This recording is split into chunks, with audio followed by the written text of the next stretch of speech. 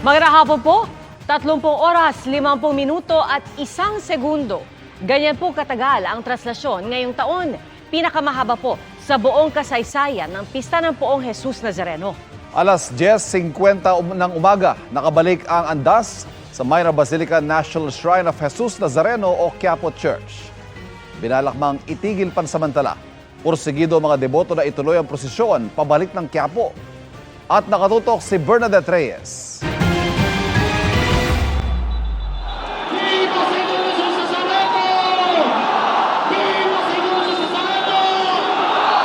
Inaabangan ng ganitong tagpo tuwing traslasyon ang masayang pagsalubong sa andas ng Poong Jesus Nazareno na nagbabalik sa Minor Basilica and National Shrine of Jesus Nazareno o Quiapo Church.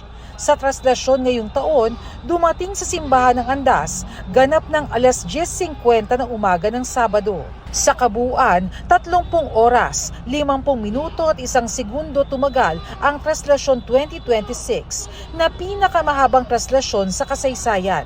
Lagpas-lagpas sa 15 oras na target ng pamunuan ng traslasyon. Alas 4 ng madaling araw ng Biyernes, nagsimulang umusad ang andas mula sa Quirino Grandstand, pinakamaaga sa nakalipas na 20 taon. Dire-diretso lang ang andar nito hanggang bandang alas 3 ng hapon, humantong ito ng Arlegui. Pero usad pagong ito at halos na corner na sa gitna ng dagat na mga namamanata. Walang patid ang buhos ng mga debotong nais makalapit sa poon. Panay rin ang buhos ng tubig ng mga nakatira sa gusaling nasa landas ng andas. Ang bawat patak ng tubig, hatid ay tila saglit na ginhawa sa mga debotong nagtitiis sa matinding init dahil sa matindi ring pagkakaipit. Mula sa maliwanag pang alas 3 ng hapon, naglagi sa Arlegui ang andas at inabutan na ng dapit hapon. At sa gitna ng hindi pa rin mabawasang bilang ng mga deboto, pasado alas 8 ng gabi na nakaalis ng Arlegui ang andas patungong Fraternal. Mag-aalas 10 ng gabi, biglayang bumilis palabas ng Vergara Street at nasa Duque de Alba Street na pasado alas 10 ng gabi.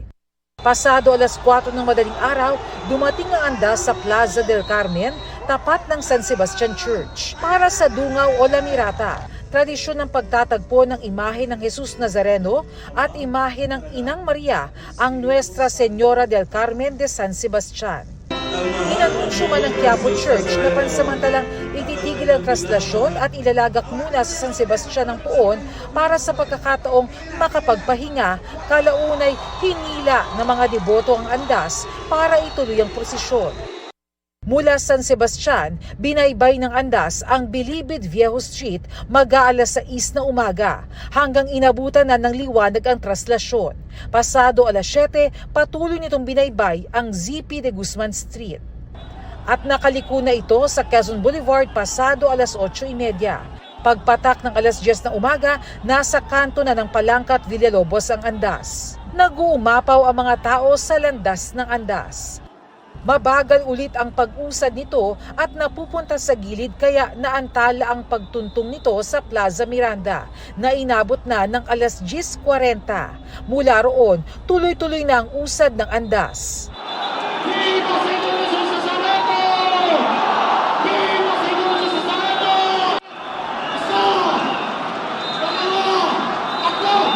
Hanggang tuluyan nakabalik sa Quiapo Church sa ganap na alas 10:50 ng umaga.